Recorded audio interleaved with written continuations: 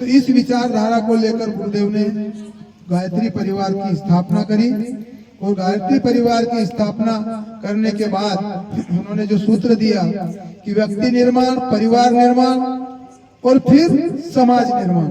अगर व्यक्ति बन गया अच्छा तो समाज अच्छा बन जाएगा, परिवार अच्छा बन जाएगा, परिवार अच्छा बन गया तो समाज अच्छा बन जाएगा, और समाज अच्छा बन गया तो हमारा गांव अच्छा बन जाएगा, देश अच्छा बन जाएगा, और हम सब स्वर्ग के जो वातावरण, अच्छा वातावरण था वैसे वातावरण में हम जीने लग जाएंगे।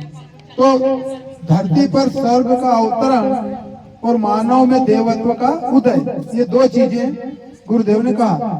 तो मानव में देवत्व का उदय कब होगा? जो देवता काम करते थे वो जिस रोज हम करने लग गए तो हमारे ऊपर मानव की प्रवृत्ति खत्म होकर देवता बनते चले जाएंगे, और जिस दिन हमारे अंदर वो दुर्बुद्धि चली जाएगी और बुद्धिमान बन जाएंगे, बुद्धि आ जाएगी, तो हम हमारे सभी काम अच्छे होते चले जाएंगे। क्योंकि सबसे बड़ा हमारा आज की तारीख में जो नुकसान हो रहा है, आदमी बुद्धि तो बहुत हो गई, चालाक बहुत हो गया है। क्योंकि भगवान के पास एक नारियल ले जाएगा, पाव एक मिठाई ले जाएगा, वहां जाएगा, हे भोलेनाथ भगवान मार घर अच्छो बंगलो बनाई दीजिए। और तो भगवान अतरो सस्तो नहीं है भाई कि तो एक नारियल में एक अतिरिक्त मिठाई में थारो बंगलो बनाई देगी। वो का लिए कर्म तो करना पड़ेगा कि नहीं? तो भगवान को भजो, पर भगवान को बेवकूफ मत बनाओ। भगवान को बेवकूफ बनाने का काम हम लोग ज्यादा करते हैं, क्योंकि हमारे भगवान भी बहुत है नहीं। एक भगवान नहीं माना तो दूसरा बच जाता है, दो चार दिन होकर मनाओगे वो नहीं माने तो तीसरा बच जाता है। नीच कहीं कोई को बड़वा पकड़ी ली, यार बड़ो यार मार तो अच्छे हम पूजा पाठ कर रही, अत्र भगवान ने की पूजा कर ली, पर मार घर का सो ही नहीं रही भाई। कहाँ थी होगा तू जे देवता काम करियो वो करो नहीं, राम भगवान ने कहीं करियो, हनुमान जी ने कहीं करियो, वो अपन करो तो अपना घर भी वैसा वातावरण बनेगा और वो घर सुधरेगा और घर में अच्छा वातावरण बनेगा, हमारा घर भी उन्नति होएगा, प्रगति होएगा। तो ये सब चीज ना 8, 9 और 10 अप्रैल को यहाँ यज्ञ होने वालों से 3 दिन तक कार्यक्रम चलेगा, और 3 दिन का कार्यक्रम में घर घर से और पूरा हमारा रिश्तेदार, हमारी बहन बेटी, हमारी छोरी ना जा जाती है, उनका बुलाऊंगा भाई। उनका गांव में यज्ञ नहीं होगा तो 2 दिन यहाँ आई जाए, रह लेगा, गाँव भी कट जाएगा, उनका खेती बाड़ी काम तो निपट जाएगा सब, तो उनका बुला लेंगे।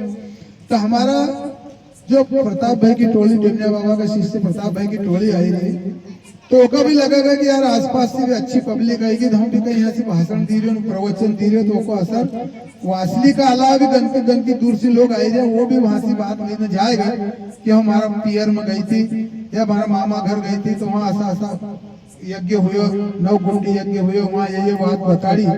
तो प्रभाव क्या रहता है कि प्रचार प्रसार का माध्यम है, हम हमारे तक, वासली तक इस कार्यक्रम को सीमित नहीं रखे। सबसे पहली बैठक अपनी हुई थी मंदिर में, उस रोज अपन ने गांव बांटे थे कि इस कार्यक्रम को कम से कम 24 गांव तक हम प्रचार प्रसार करेंगे। तो 24 गांव में से इसमें बैठे हुए भाई माता तो नाम नहीं लिखे बहनों का, बाकी तुम्हारा नाम लिखा था, तुम्हारा में से कतरा कहाँ गाँव गए बताओ, हाथ ऊंचो करके कोई गया था कि भाई हम इना गाँव में जाए प्रचार प्रसार करिए आयो? गया था भाई? कोई नहीं गया। तो कब जाऊंगा? कार्यक्रम का बाद बताओ ना कि हमारे अच्छे काम लीजिए, बोलो। अरे हमने कार्यक्रम की योजना बनाई, हमने किसी से अभी टेलीफोन पे भी बात करी कि भाई तेरे को खेड़ी में हम आ रहे भाई, कोई आई जी के काका के बाबा, कोई भी हमारे दोस्ती यारी कहीं होएगा तो पूछो कि नहीं हम खेड़ी में कब आवा कि हम थारे ये 9 कुंडी यज्ञ को प्रचार प्रसार करना आने वाला है यार। तुम भाई तो गाँव में 2, 4, 6, 10 में एकता कर रहा जो हम इन दिन आवा ना, हल कोई सी अपनी बात है कि अपना घर व्याह मांडा तब उनका ही कर, महीना भर पहले थी कहना बन जाओ, 2 महीना पहले थी हमारे यहाँ व्याह आई थी, हमारे यहाँ तो तारीख निकाल लेती व्याह आई थी। तो हमारा गाँव में भी बहुत बड़ो गुरुदेव को व्याह आई रही हो मानी चलो, और एक में जब तक हम प्रचार प्रसार में पूरा तन मन से नहीं लगाना, जब तक ये काम सफल नहीं होगा। और मोटी बात ये कार्यकर्ता स्तर के लोग सब बैठे हैं, तो इसमें कोई भी व्यक्ति अगर ये कहता है कि मैं करवा रहा हूं, मैं शब्द निकाल दो, मैं तो बकरी बोलती, कौन बोलती है बकरी बोलती है मैं, हम बोलो कि हम करवा रहे हैं।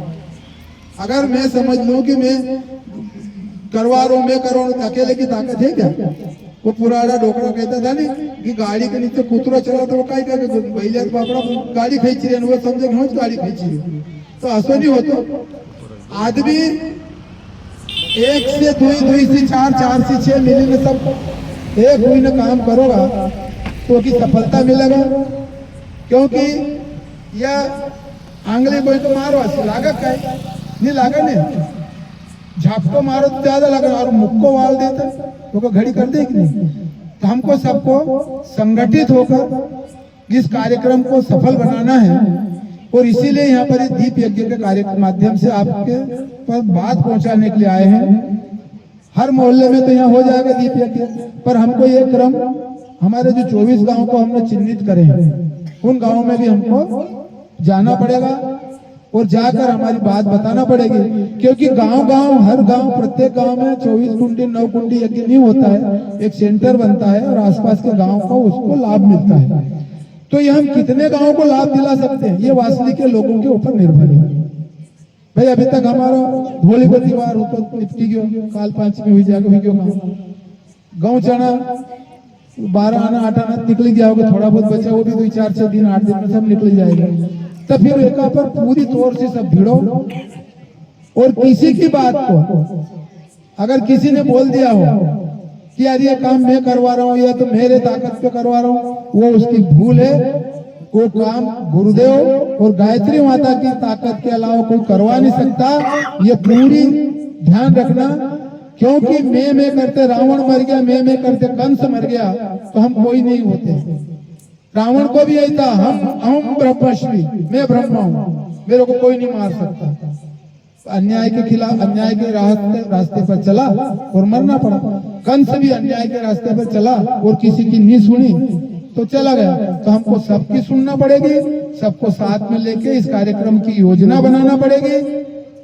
भाइयों को, कार्यकर्ता स्तर के भाइयों को रोज बैठना पड़ेगा शाम को 1-8 घंटा कि भाई आज क्या कार्यक्रम हुआ, हमको कल क्या करना है, कहाँ से चंदा इकट्ठा करना है, कितना टेंट लगवाना है, कितनी बड़ी यज्ञशाला बनाना है, किन किन भाइयों को, माता बहनों को अभी तक खबर नहीं है तो उनका कैसा उपयोग लेना है। भाई तुमने यज्ञशाला बनाने के लिए तुम्हारी बहनों की जरूरत लगेगी, उसमें लिपापोती करवाना पड़ेगी, लिपना पड़ेगा। तो ये कार्यक्रम अब सतत चलाते रहना और कार्यकर्ताओं को संगठित होकर इस कार्यक्रम को करवाना। गांव में धार्मिक आयोजन करवाने के पीछे मुख्य कारण ये होता है कि गांव में हमारे छोटे मोटे अगर मनमुटाव कहीं होता है, सब दूर होता है। उसकी उससे निपटती, उसकी उससे निपटती, उसकी उससे निपटती, पर उन बातों को खत्म करके हमको इस कार्यक्रम के बाद ऐसा लगना चाहिए। किसी जमाने में वासली गांव को आदर्श गांव के नाम से पुकारा जाता है। सब ये गोविंद भाई जैसे बैठे वरिष्ठ लोग सामने बोलते थे कि नहीं, वासली मतलब आदर्श गांव। आज भी उसमें कुछ नहीं बिगड़ा है।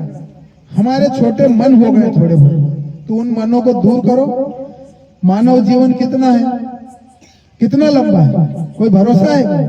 किसी का भरोसा नहीं है कि हम यहाँ बैठे हैं तभी 10 मिनट बाद हमारे साथ क्या हो जाएगा। अभी आज की तारीख में फटाफट देर नहीं लगती। अरे यार अब भी क्या हो तो यार अब भी ढुलकी खत्म है, कई ली जाएगा साथ बुरे लिख जाएगा। एक जितो भी अच्छे बनो, अच्छा काम करो, अच्छा व्यवहार करो, सबसे हमारा और हमारा परिवार का उद्धार करो, हमारे परिवार की उन्नति करो। और इसी उद्देश्य से 9 कुंडी यज्ञ रखा गया है 8, 9 और 10 अप्रैल को।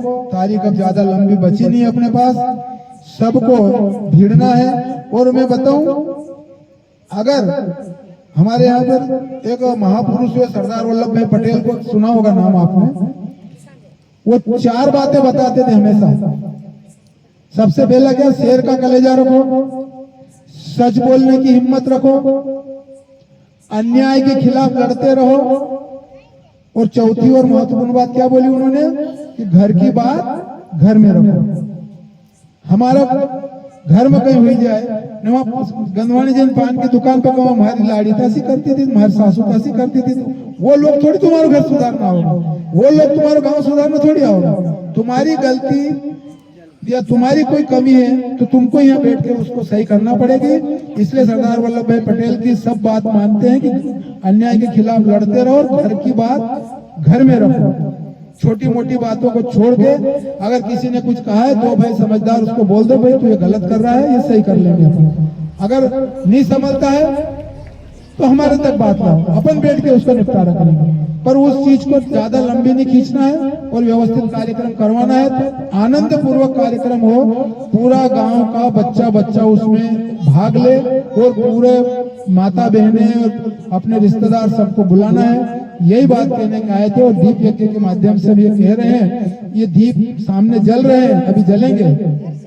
दीप जलाने के पीछे भी यही उद्देश्य है कि हमारे अंदर का अंधेरा दूर हो जाए और हम उजाले की ओर बढ़े, इसलिए दीप यज्ञ किया जाता है। मैं अपनी बात को यहाँ विराम दूंगा क्योंकि आप सब समझदार हो और मेरी इतनी बात को आप समझ गए होंगे कि हमको नवकुंडी यज्ञ के कार्यक्रम को संपन्न कैसे करवाना।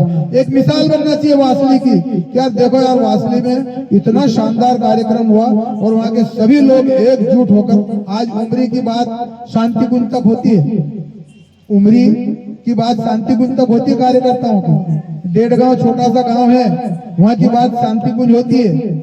तो ये चीजें हमारी भी अच्छाई वहां तक जाए, गायत्री परिवार की बात अच्छी जाएगी। गायत्री परिवार की शाखा बहुत मजबूत है और बहुत अच्छा काम कर रही है, ये बातें जानना चाहिए भाइयों बहनों। सबको राम राम। और मैंने ये बात जो बोली है उसमें किसी को कोई ऐसा लगा हो कि यार भाई पाटीदार साहब तुमने गलत बोल दिया तो मेरे को अभी बता देना, तो मैं उसमें सुधार कर लूंगा। बोलो गायत्री माता की। बहुत ही शानदार बात बताई है। महत्वपूर्ण बात यह है कि हम काम जो करें मिलजुल कर करें, ऐसी बात है। काम तो गुरु जी का है, किसी व्यक्ति का नहीं है, और काम होके रहेगा। हम करें तो भी होगा, नहीं करें तो भी होगा। आइए आज की बात को हम आगे बढ़ाएं। कार्यक्रम हमारे पास में आ चुका है और काम भगवान का, इसलिए सबको करना है। ज्ञान की आज के समय में हम देखें तो कोई कमी नहीं। कहीं पर भी आप जाओ, कोई को आप दो बात बताओ तो वो चार आपको बताने के लिए तैयार है। मतलब आपसे डबल ज्ञान तो उसके पास है। हमारी बहनें भी कोई के घर जाए, अच्छी बात बताओ तो वह जीजी का एक रण दबाए, हार से ज्यादा ज्ञान था अकल मकच। तो ज्ञान की कोई कमी नहीं। अभी सोशल मीडिया का जमाना है, सभी व्हाट्सएप चलाते हैं, फेसबुक चलाते हैं, ट्विटर चलाते हैं, इंस्टाग्राम चलाते हैं। तो इधर एक मैसेज आओ तो अपन 4 मैसेज आलिंग सोलिंग डाला। दिन भर में हर मोबाइल में कम से कम 500 से 1000 मैसेज आई है। ज्ञान की कोई कमी नहीं। फिर कमी किस बात की? ज्ञान हमारे जीवन में नहीं आ रहा। बस परम पूज्य गुरुदेव पावन प्रज्ञा पुराण में एक छोटी सी कहानी लिखते हैं। बहुत सारी कहानियां, उसमें कम से कम 2-3 हजार कहानियां 4 खंड में, छोटी छोटी कहानियां हैं। अभी प्रज्ञा पुराण कथा मंडलेश्वर में हुई थी। तो कहानियों के माध्यम से गुरुदेव ने मनुष्य जीवन को अच्छा कैसे बनाना, तो ज्ञान की कोई कमी नहीं। तो पावन प्रज्ञा पुराण में गुरुजी क्या लिखते हैं कि एक बूढ़ी अम्मा, गांव की अनपढ़, इसको कोई ज्यादा पढ़ी लिखी नहीं, ज्ञान नहीं, तो डॉक्टर के पास गई, बीमार हो गई। गुरुजी लिखते हैं कि वो माँ डॉक्टर के पास गई। डॉक्टर को कहा, डॉक्टर साहब मेरे को बुखार आ गया। अब डॉक्टर साहब ने देखा भाई ये गांव की महिला है, पढ़ी लिखी है नहीं और इसके साथ कोई आया भी नहीं। तो डॉक्टर ने गोली लिख दी, 3 तरह की गोली उसको अपने पास से दे दी। 3 कलर की गोलियां दे दी, एक पीली दे दी, एक हरी दे दी, एक लाल दे दी। और माँ को बोला, माता जी ये गोली जो है एक पीली वाली सुबह ले लेना, हरी वाली दोपहर में ले लेना और लाल वाली शाम को ले लेना। माता जी ने कहा ठीक है डॉक्टर साहब। अब वो माता जी गोलियां लेके थोड़ी दूर गई। फिर उसको माता जी को ध्यान आया, पढ़े लिखे तो थे नहीं। उसने कहा भाई गोली तो ले ली अपन ने, पर लेना कैसे? डॉक्टर साहब ने बताया। वो फिर आ गए, डॉक्टर साहब गोली तो आपने दे दी, 3 टाइम भी बता दिया, पर लेना काय के साथ? डॉक्टर साहब ने कहा पानी से ले लेना, दूध हो तो दूध से ले लेना, नहीं तो पानी से भी ले लेना। माता जी चली गई, थोड़ी दूर गए और फिर उसको मतलब ऐसा लगा कि पानी से लेना, पर और कुछ पूछ लेते हैं। फिर डॉक्टर साहब के पास, डॉक्टर साहब गोली तो पानी से लेना, पर ये खड़े खड़े लेना है कि बैठ के लेना है? ठीक है, गोली लेना है पर खड़े खड़े लेना, बैठ के? डॉक्टर साहब ने कहा माता जी गोली खड़े खड़े लो या बैठ के लो, ये गोली पेट में जाना चाहिए तो काम करेगी। माता जी चली गई। थोड़ी दूर जाकर और याद आया उनका, और पूछने आया, फिर थोड़ी दूर से वापस आ गए। डॉक्टर साहब ये गोली में अपनी बहू के हाथ से लो, वही के हाथ से लो कि सासू के हाथ से ले? उसकी भी सासू थी, डोकरी माई बूढ़ी। उन्होंने कहा माई कोई का हाथ से ले, पर ये थारा पेट में जाना चाहिए, ठीक है?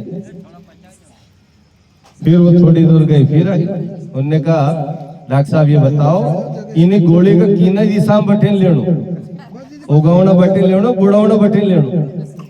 डॉक्टर साहब ने कहा माए तो इन्हें गोली का कलेंग भी बटेन ले, पर ये पेट में जाना चाहिए तो यह काम कर।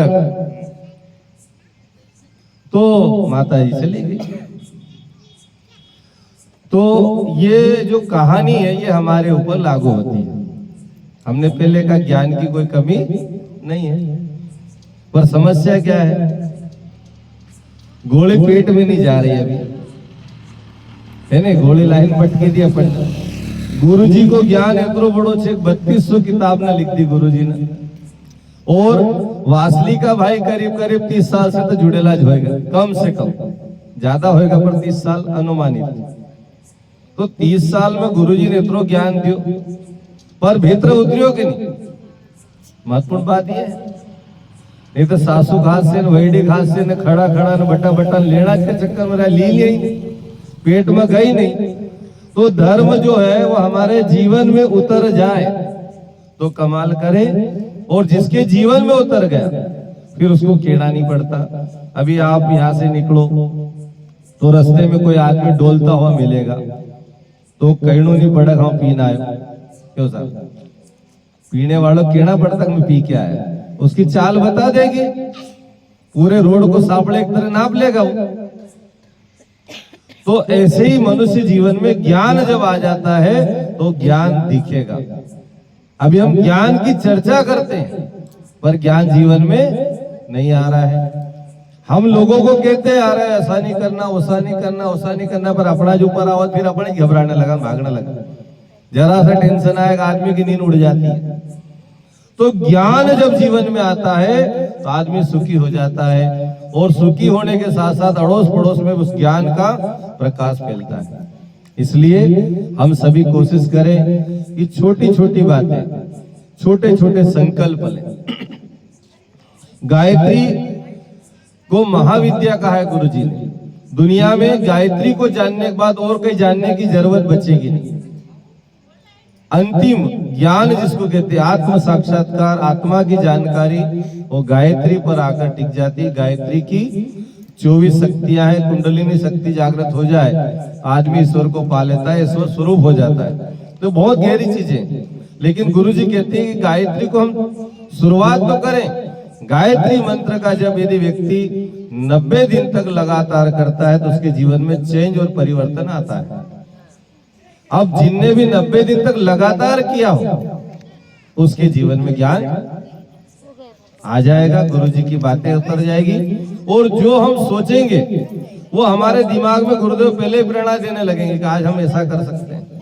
तो इसलिए सभी से निवेदन है कि गा माने प्राण, त्रय माने त्राण। जो हमारे प्राणों को, त्राण माने उद्धार कर दे, अच्छे मार्ग पर ले जाए। कहते ना अपन धियो यो न प्रचोदयात्, हमारे जीवन को, हमारे मन को, हमारी बुद्धि को, हमारे कर्म को जो सही मार्ग पर ले जाए, ऐसे मंत्र का हम रोज जप करें। अभी हवन होने वाला है, तो उसकी सफलता के लिए हर घर में कम से कम गायत्री मंत्र का जप होना चाहिए। 24 बार कम से कम होना चाहिए। 24 बार गायत्री मंत्र जप करें और 1 लोटा जल सूर्य भगवान को चढ़ाएं। साधना नहीं होगी तो कार्यक्रम सफल कैसे होगा? हम साधना का ये अभियान अपने घर में शुरू करें, हम भी करें, अपने बच्चों को भी बताएं, उनसे भी करवाएं, पर शुरुआत अपने से करना पड़ेगी और उसके लिए जल्दी भी उठना पड़ेगा। कई बार अभी किसान है, अरे साहब काम को बहुत सीजन चली रहो, तो आधा घंटा जल्दी उठ जाओ, तो आधे घंटे में 10 मिनट 15 मिनट का जप हो जाएगा। 24 बार तो ज्यादा समय भी नहीं लगता। तो यदि हम ये करने लग गए तो आने वाले समय में हमारे यहाँ जो यज्ञ हो रहा वो सफल हो जाएगा और हमारे देखा देखी हमारे आने वाली पीढ़ी भी करेगी।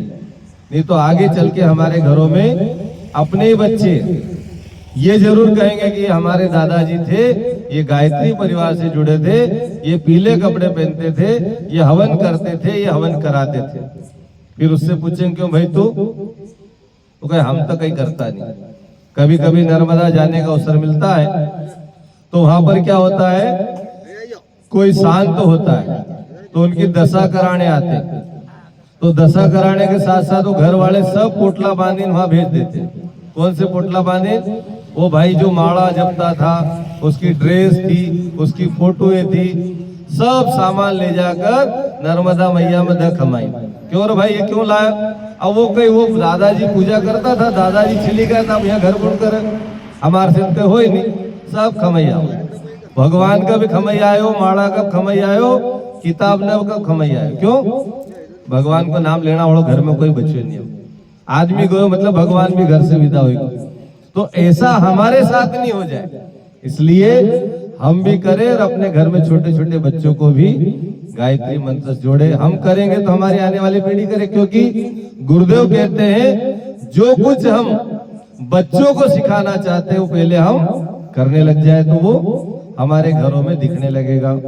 इस यज्ञ के लिए जिन भाइयों ने नाम लिखाया था कि हम 24 गांवों में जाएंगे, 2-2 गांवों में अति शीघ्र पहुंचे। वहां के 2 भाई सकरी और 2 ऐसे भाई जो भले धर्म से न जुड़े पर उनको भी, उनके भी मोबाइल नंबर, 4 भाइयों के नंबर जरूर लाए ताकि एक बैठक अपन अपने गांव में कर पाए और उनको यहाँ की योजना बता पाए और गुरु जी का काम कैसे चले।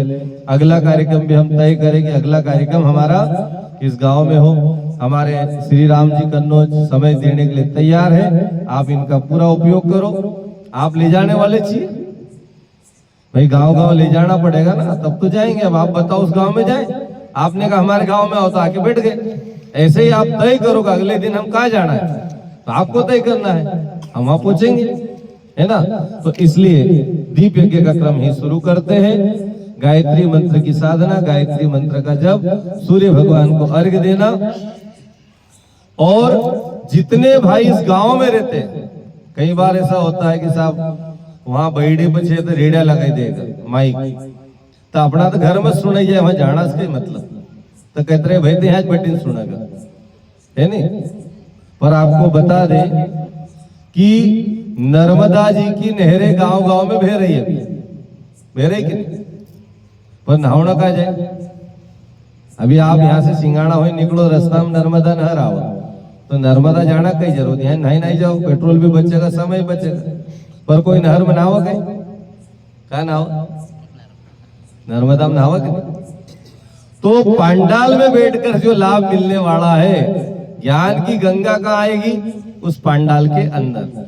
वहां जाके जो डुबकी लगाएगा उसको लाभ मिलेगा, उसको पुण्य मिलेगा। नहीं तो नहरें तो गांव गांव जाती है, पर उस गांव में नहर का कोई महत्व नहीं है, उसकी पूजा भी कोई नहीं करे। नहर में पानी वाला वालों कहीं क्या नर्मदा माई को पानी आयलो छे, यहाँ नहीं लो, वो भी नहीं लावा, वो भी अमावस के दिन सीधो जाए नर्मदा नहाना। क्यों?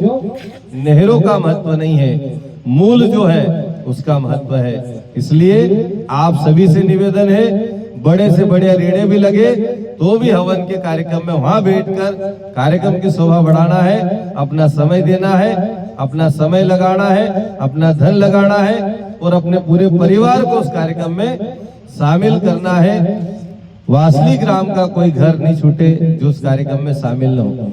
आपके विचार किसी से न मिले, जैसे हमारे पाटीदार साहब ने बताया, हो सकता है मानव का स्वभाव है एक दूसरे के विचार नहीं मिले, पर विचार आपके व्यक्ति से नहीं मिल रहे, वहां जो बैठा हुआ भगवान रहेगा वो तो सबके लिए समान है। गुरुजी सबके हैं, गायत्री माता सबकी है, यज्ञ भगवान सबका, इसलिए सबको आना है, सबको लाभ लेना है और अपने को ऐसे अवसर में पुण्य अर्जित करना है जो पुण्य हमारे साथ जाएंगे। आपकी दौलत, आपका धन, आपका घर, आपकी खेती, आपका मकान, आपकी गाड़ी, आपका बंगला, कोई भी साथ नहीं जाना है। जाना है तो उस कार्यक्रम में जो हम पुण्य अर्जित करेंगे वो हमारे साथ जाएंगे, या जो पुण्य हम रोज कर रहे हैं वो हमारे साथ जाएंगे, बाकी सब ही छोड़ के हम चले जाएंगे। तो आपसे ही निवेदन है कि उस कार्यक्रम में अपना सब कुछ लगाएं, तन मन धन, और कार्यक्रम को सफल बनाएं। आइए अब दीप यज्ञ करेंगे। सभी माता बहनें अपनी आरती में जो दीपक है उनको जला लें और उनका पूजन कर दे। यहाँ से हम एक भजन गा रहे हैं जब तक। ओम अग्निर्ज्योतिर्ज्योतिरग्नि स्वाहा, सूर्यो ज्योतिर्ज्योति सूर्य स्वाहा, अग्निर्वर्चो ज्योतिर्वर्चः स्वाहा, सूर्यो वर्चो ज्योतिर्वर्चः स्वाहा, ज्योति सूर्य सूर्य ज्योति स्वाहा। ओम ज्योति पुरुषाय नमः। आवाहयामि स्थापयामि ध्यायामि। जलम गंधाक्षतम पुष्पाणि धूपम दीपम नैवेद्यम समर्पयामि, ततो नमस्कारं करोमि। चलो करे स्वागत आरती सजा लो, दीप जला लो, नया युग चला आ रहा है। चलो करे स्वागत आरती सजा लो, दीप जला लो, नया युग चला आ रहा है। नया युग चला आ रहा है, नया युग चला आ रहा है, नया युग चला आ रहा है, नया युग चला आ रहा है। चलो करे स्वागत आरती सजा लो, दीप जला लो, नया युग चला आ रहा है। भरत राम जैसा भाई का साथ होगा, भरत राम जैसा भाई में प्यार होगा, लखन राम जैसा भाई का साथ होगा, लखन राम जैसा भाई का साथ होगा। राम राज धरती पर फिर से बसा लो, दुनिया को दिखा दो, नया युग चला आ रहा है। चलो करे स्वागत आरती सजा लो, दीप जला लो, नया युग चला आ रहा है। नया युग चला आ रहा है, नया युग चला आ रहा है। कुरीतियां टूटेगी विवेक जाग जाएगा, कुरीतियां टूटेगी विवेक जाग जाएगा, भेद मिट जाएगा धर्म जाग जाएगा, भेद मिट जाएगा धर्म जाग जाएगा। जाग उठो भैया, जाग उठो भैया, अपनों को जगा लो, सोतों को जगा दो, नया युग चला आ रहा है। नया युग चला आ रहा है, नया युग चला आ रहा है। चलो करे स्वागत आरती सजा लो, दीप जला लो, नया युग चला आ रहा है।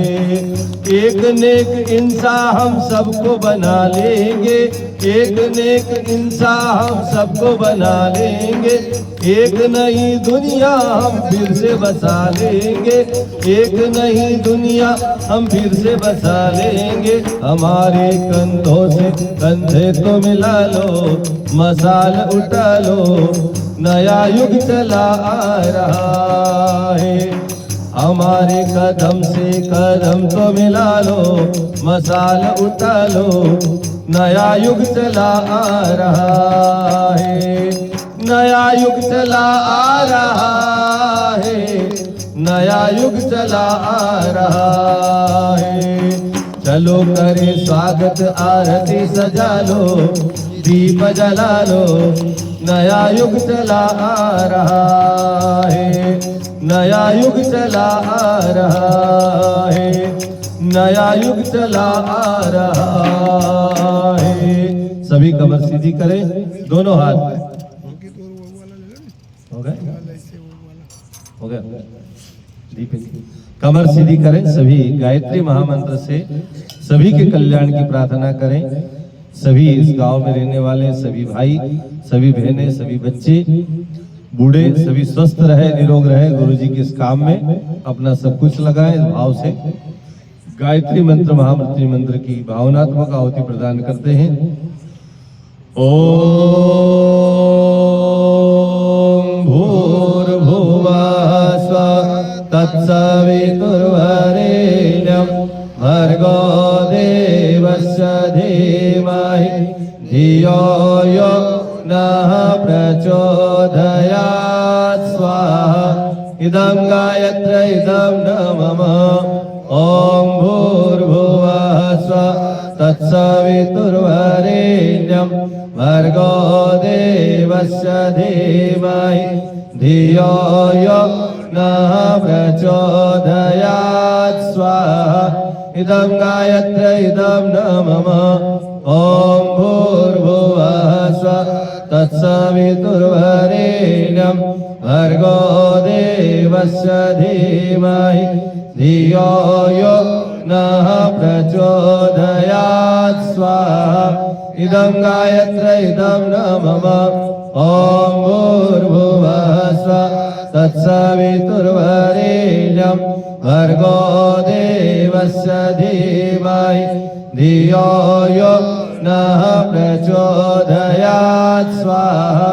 इदं गायत्र इदं न मम। ओम भूर्भुवः स्वः तत्सवितुर्वरेण्यं भर्गो देवस्य धीमहि धियो यो नः प्रचोदयात् स्वाहा। इदं गायत्र इदं न मम। ओम भूर्भुवः स्वः तत्सवितुर्वरेण्यं भर्गो देवस्य धीमहि धियो यो नः प्रचोदयात् स्वाहा। इदं गायत्र इदं न मम।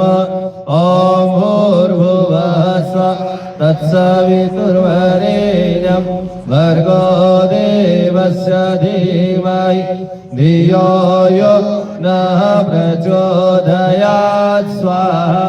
इदं गायत्र इदं न मम। ओम भूर्भुवः स्वः तत्सवितुर्वरेण्यं भर्गो देवस्य धीमहि धियो यो नः प्रचोदयात् स्वाहा। इदं गायत्र इदं न मम। ओम भूर्भुवः स्वः तत्सवितुर्वरेण्यं भर्गो देवस्य धीमहि धियो यो नः प्रचोदयात् स्वाहा। इदं गायत्र इदं न मम। ओम भूर्भुवः स्वः तत्सवितुर्वरेण्यं भर्गो देवस्य धीमहि धियो यो नः प्रचोदयात् स्वाहा। इदं गायत्र इदं न मम। ओम भूर्भुवः स्वः तत्सवितुर्वरेण्यं भर्गो देवस्य धीमहि धियो यो नः प्रचोदयात् स्वाहा। इदं गायत्र इदं न मम। ओम भूर्भुवः स्वः तत्सवितुर्वरेण्यं भर्गो देवस्य धीमहि धियो यो नः प्रचोदयात् स्वाहा। इदं गायत्र इदं न मम। सभी के कल्याण की प्रार्थना करते हुए सभी सुखी रहे, स्वस्थ रहे, निरोग रहे, ऐसी कामना भगवान महाकाल को आहुति प्रदान करते हैं।